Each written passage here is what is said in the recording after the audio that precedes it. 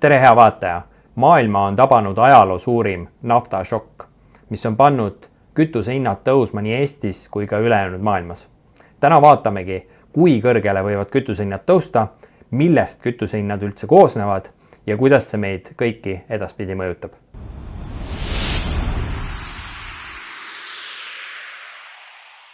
Esiteks tegemist on naftaturu ajaloos suurima šokiga. Ja sellise avalduse on välja käinud Rahvusvaheline Energiaagentuur, mis on maailma energiaturul üks olulisemaid organisatsioone üldse. Iraani sõda on selle põhjuseks ja peamiselt Hormuzi väina sulgemine. Et Hormuzi väinast liigub läbi umbes 20% maailma naftast. Lisaks liigub sealt läbi umbes 20-25% veeldatud maagaasist. Ja selle tulemusel on Brenti toornafta hind tõusnud 50% alates sõja algusest. Kuidas see meid mõjutab, on see, et Eestis tõi see kaasa kütusehindade väga järsu kasvu. Bensiin on kallinenud veidi enam kui kuu ajaga üle 20% ja diisel on kallinenud lausa 40%. Ja praegu ma räägin tanklate keskmisest müügihinnast. Siin me näeme Brenti toornafta hinda, bensiini 95-98 hinda ja diisli hinda Eestis. Ja nagu näha, alates Iraani sõjast, mis algas 28. veebruar, on sisuliselt diisel kallinenud 42%, Brenti toornafta on 50% üles läinud. Bensiini hinnatõus on veidi tagasihoidlikum olnud 20% juures, ja aga sellel on mitmeid põhjuseid, et miks diisli hind on nii palju kiiremini kasvanud. Et tegelikult enne sõda ju diisel oli Eestis kütusena odavam kui bensiin ja nende põhjusteni varsti ka jõuame. Siin on näha bensiini ja diisli hulgihindu Euroopas eurodes tonni kohta. Bensiini puhul on Eesti hulgihindade mõistes kõige olulisem instrument Eurobobi futuurid ja diisli puhul low sulfur gas oil futuurid. Et diisli futuurid on alates sõja algusest 93% kasvanud ja bensiini futuurid 49%. Mis naftaturul toimuma hakkas? Esiteks tekkis naftaturul suur puudujääk, ja mis ulatus 9 miljoni barrelini päevas. See on lausa 8% maailma tarbimisest. Ja maailma tarbimine on umbes 105 miljonit barrelit. Et see on väga suur muutus, sellepärast et enne sõda oli tootmine 107 miljonit barrelit päevas. Ehk tootmine oli 2 miljoni barreliga ülekaalus. Ehk turul oli tegelikult ülejääk. Ja see oli põhjus, miks tegelikult naftahinnad eelmine aasta pidevalt alla läksid. Hetkel on kasutusele võetud ka strateegilised varud, aga need saavad otsa nädalatega, mõnede riikide puhul kuudega, ja tegelikult kui see konflikt venib ja Hormuzi väin pikemaks ajaks kinni jääb, siis enamus riikidel tegelikult saavad varud otsa. Eriti akuutne on olukord nendel riikidel, kes ise naftat ei tooda. Ja tegelikult kui need tankerid Hormuzi väinast läbi lähevad, siis neil kulub umbes 2-3 nädalat, et jõuda Euroopa sadamatesse. Ja just praegu viimase nädala 2 jooksul on jõudnud viimased tankerid, kes Hormuzist veel läbi said, on jõudnud Euroopasse.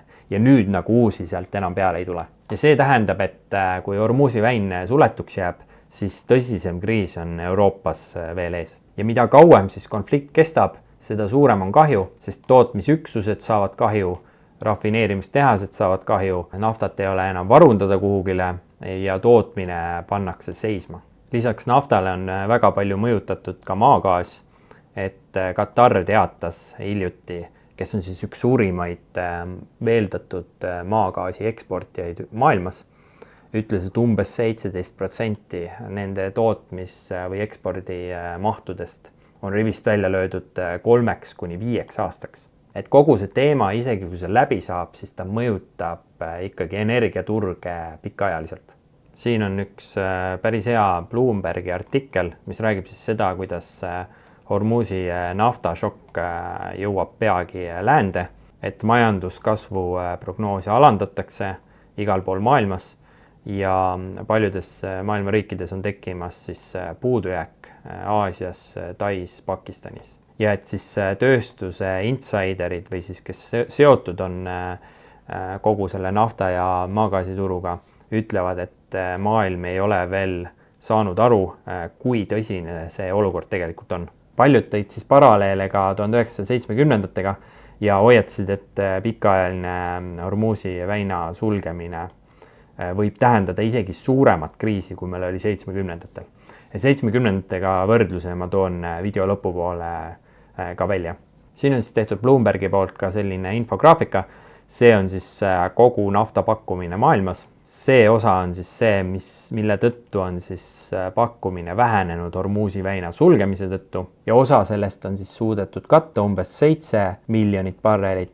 Saudi Araabia peamiselt, kes on siis torujuhtmetesse osa naftast suunanud, aga meil on ikkagi 11,1 miljonit barrelit päevas vähem naftat, kui oli enne sõda. Ja kui nüüd siit 2 miljonit maha võtta, siis me saamegi puudujäägiks 9 miljonit. 2 miljonit sellepärast maha, et enne sõda oli pakkumine 2 miljoni võrra suurem kui nõudlus. Tuleme siit nüüd Eesti juurde ja räägime sellest, et millest koosneb üldse kütusehind Eestis. Ja paljud tõenäoliselt teist ei teadnud, et kütusehinnast lõviosa moodustavad maksud. Hinnatõus suurendab käibemaksusummat märkimisväärselt. Laias laastus moodustavad maksud siis 60% tanklas makstavast hinnast. Kütusemüüjate kulud ja kasum jäävad sinna circa 10% juurde.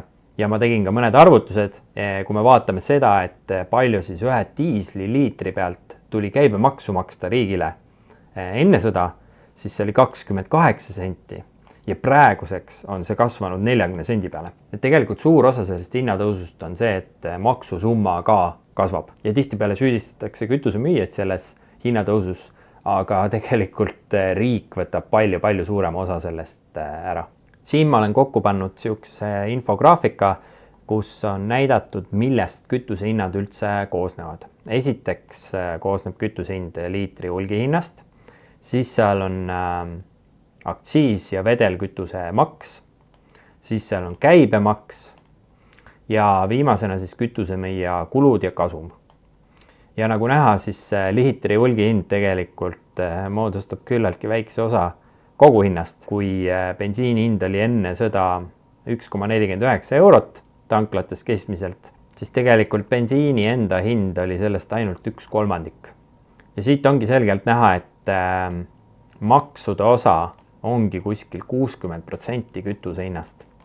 Ja kui me vaatame kütuse hindu praegu, siis hulgihinnad on nii bensiini kui ka diisli puhul järsult kasvanud. Diisli puhul praktiliselt 2-kordseks. Ja praeguseks on siis diisli hind bensiini hinnast ka kõrgem, kuigi tavaliselt siis diisel on bensiinist odavam. Diisli puhul 28 senti kuu aega tagasi, siis nüüd praktiliselt 40 senti, ehk siis 12 senti liitri pealt maksate praegu diisli puhul käibemaksu rohkem riigile.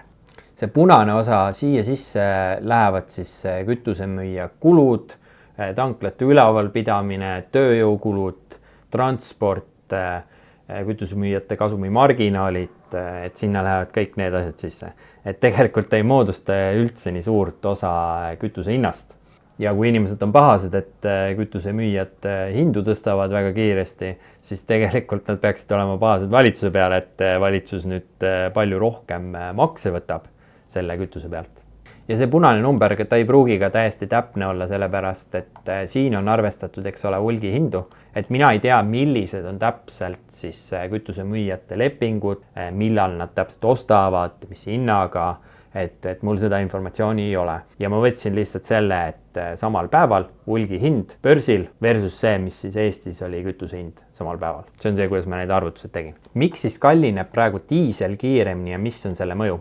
Diisli puhul on see huvitav, et diislivarud olid tegelikult Euroopas ja mujal maailmas külma ja pika talve tõttu olid küllaltki madalad ja diisli turg oli juba kerges puudujäägis. Ja kui sa nüüd tekitad järsu pakkumise languse, siis puudujäägis turul see hinnatõus saab olema palju järsem. Lisaks sellele on diisli siis nõudlus vähem paindlik kui bensiinil, sest diislit kasutatakse hästi palju majanduses, tööstuses. Selle tõttu ei saa teda kasutamata jätta. Kui sul on vaja vilja koristada, sul on kombain sõidab diisli peal, siis sa seda vilja koristamata jätta, sa pead selle diisli eest ikkagi maksma. aga kui sa sõidad näiteks bensiiniautoga, siis sa jätad võib-olla mõned sõidud tegemata. ja diisel mõjutab siis rohkem kaupade ja toidu hinda, et hinnatõus sealt siis kandub kõikjale. ja siin ERR-is oli hiljuti artikkel, kuidas Eesti Pank vähendas siis Eesti majanduskasvu prognoosi 3,6% pealt 2,8% peale. ja Eesti Pank siis teatas, et määramatus on varasemast märksa suurem ja taas tuleb prognoose teha keskkonnas, kus on raske kui mitte võimatu ennustada. ja tõsi. aga eks nende majandusprognoosidega on nii, nagu on. Nüüd vaatame siis erinevaid stsenaariumeid, mis siin Eestis kütusehindadega võib juhtuda. Esimene stsenaarium siis see, et sõda saab lähinädalatel läbi ja Hormuzi väin muutub tasapisi avatuks. Sellisel juhul me näeme arvatavasti, et Brenti toornafta kaupleb seal $85–100 juures. Hetkel on muide hind siis umbes $112. Sellisel juhul võiks siis minu arvutuste järgi diisel maksta meil tanklates umbes 1,9 eurot ja bensiin langeda sinna 1,6 euro peale. Teine stsenaarium on siis see, et sõda jääb kestma vähemalt mai alguseni ja Hormuz jääb siis selle ajani suletuks. Siin võib öelda, et no isegi kui USA sellest sõjast välja tuleb, aga Hormuzi väin ikkagi jääb suletuks, siis me ikkagi näeme naftahindade tõusu, sest oluline on see, et see nafta sealt väinast läbi saaks. Sellise stsenaariumi korral võiks Brenti toornafta kaubelda $140–160 juures. Ja sellisel juhul me näeks juba bensiini hinda, mis on 2,3 eurot liiter ja diisli hinda umbes 2,7 eurot liiter. Ja kolmas stsenaarium, et kui sõda jääb pikaks ajaks venima, juuni lõpus on siis Hormuz jätkuvalt suletud, see siis tähendab sisuliselt seda, et meil saavad juba selleks ajaks varud otsa, siis sul on vaja väga-väga kiiret ja järsku hinnatõusu selle jaoks, et siis tarbimine või nafta tarbimine ära tappa. Et kütuse tarbimine ära tappa, et päriselt inimesed vähendaksid märkimisväärselt tarbimist. Kuigi juba praeguste hindade juures 110–120 juures siis nõudlus väheneb, aga kui on selline puudujääk turul, nagu meil praegu on, siis on ikka tunduvalt suuremaid hindu vaja selle jaoks, et turg läheks uuesti tasakaalu. See tähendaks siis $180–200 Brenti toornafta hinda ja sellisel juhul siis diisel maksaks juba 3,4 eurot liitri kohta ja bensiin oleks siis 2,7 eurot.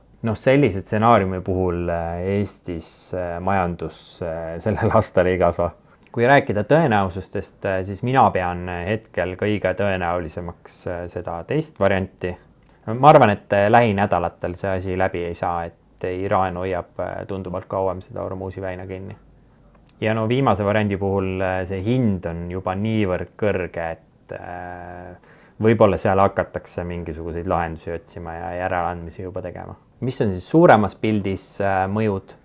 Nafta hinnatõus, nagu ma ka rääkisin, kandub edasi siis kõikide kaupade hindadesse, aga ta on väikse lõtkuga, et enne kui ta jõuab siis poelettidele, kütusehindadesse ta jõuab kohe, aga kütus on väga oluline sisend majanduses. Kõik ettevõtted kasutavad transporti praktiliselt. Väga paljude ettevõtete jaoks see on väga suur sisendkulu. Siin on mitmed paralleelid ka 1970-ndatega. Ka toona käis siis inflatsioon lainetena, et arvatavasti, kui see kriis nüüd lähikuudel läbi ei saa, siis me näeme inflatsiooni teist lainet, et inflatsioon hakkab uuesti kiirenema. Ühes hiljuti avaldatud artiklis tegin ühe sellise huvitava graafiku ka, kus on siis samale graafikule pandud 70-ndate inflatsiooni lained ja siis praegune inflatsioon. Praegune inflatsioon on siis siin selle punasega, eks ole, ja lillaga on siis need 70-ndate inflatsioonilained. Ja mina arvan, et see naftakriis praegu võib tuua meile inflatsiooni teise laine. Ja inflatsioon on tegelikult lääneriikidele päris kasulik, sellepärast et ta vähendab riigi võla reaalväärtust. Ja kusjuures 70-ndatel oli ka väga sarnane põhjus sellel nafta hinnatõusul. Selle esimese siis inflatsioonilaine tekitaski Jom Kippuri sõda, kus oli ka see, et nafta hind väga järsult tõusis, sellepärast et paljud Araabia riigid kehtestasid siis lääneriikidele, kes Iisraeli toetasid sõjas, kehtestasid neile siis naftaembargo. Siin on näha siis nafta hinda väga pikaajalises perspektiivis ja siin ongi seda 70ndate perioodi näha. Barreli hind oli kuskil $3 70ndate alguses ja tipu saavutas siis 80ndate alguses $40 juures. Ja siin on tegelikult niisugust tsüklilisust ka näha, et mitukümmend aastat nafta liigub siin külgsuunas, siis on järsk tõus, siis jälle liigub külgsuunas, siis on järsk tõus. See on siis 2008, kui nafta tõusis seal $145 barrelist. Ja nüüd me olemegi tegelikult külgsuunas siin liikunud juba 15 aastat ja täiesti arvestatav võimalus, et see on sellise pikaajalise tõusutsükli algus. Et ma pean üpris tõenäoliseks, et järgmise 10-15 aasta jooksul meil nafta hind pidevalt kallineb. Nii nagu oli siin 70ndatel ja nii nagu oli 2001 kuni 2008. Nafta hinnatõusus saab kõige tugevamalt pihta siis Euroopa, kaasa arvatud siis Eesti, sest meie ei ole energiatootjad. USA on selles suhtes paremas positsioonis, et nemad toodavad ka väga palju maagaasi ja naftat, mis tähendab seda, et nende tulud siis nendel ettevõtetel kasvavad. Ja tugevalt satub löögi alla ka Aasia, Hiina, mitmed teised riigid, India, et võib-olla Trumpi jaoks ongi see üks eesmärkidest, et nõrgestada nii Aasiat kui ka Euroopat, sest mõlemad on ju nafta importijad ja USA jaoks see mõju ei ole väga tugev. Et see strateegiline huvi võib ka seal mängus olla. Ja see keskkond, mida me siis arvatavasti selle tulemusel näeme või mida ta siis süvendab, on see, et inflatsioon on kõrge, aga majanduskasv on nigel, eriti siis Euroopas. Ja finantsturgudel tähendab see pikaajaliselt siis reaalvarade ja toorainete hinnatõusu. Ehk siis sisuliselt kõikide varade tõus, mis aitavad inflatsiooni või hinnatõusu vastu kaitsta. Ja iroonilisel kombel seesama nafta aitab ka inflatsiooni vastu mingil määral kaitsta. Ja tulemuseks ongi siis surve majanduskasvule pluss inflatsioon, mis siis tähendab stagflatsiooni ehk siis kehv majanduskasv, kõrge inflatsioon. Ja see on seesama keskkond, mida me nägime tegelikult 1970ndatel. Ja see stagflatsiooniline keskkond on siis Eestis olnud juba mitmeid aastaid. Nüüd me oleme alles sellest vaikselt välja tulemas, meil siin 2-3 aastat majandus langes ja inflatsioon oli samal ajal kõrge. See oligi sisuliselt stagflatsioon. Nüüd me hakkasime vaikselt sellest välja tulema, aga ma kardan, et see naftašokk nagu viib meid sinna tagasi. Kui te soovite selle kohta lugeda, siis Davidi uudiste lehel avaldasin sellise artikli suur analüüs, kui kõrgele võivad tõusta Eesti kütusehinnad. Siin on kõik need loogikad, graafikud, asjad on siis välja toodud. Aitäh kõigile, kes selle videoga lõppu jõudsid ja näeme juba järgmises videos.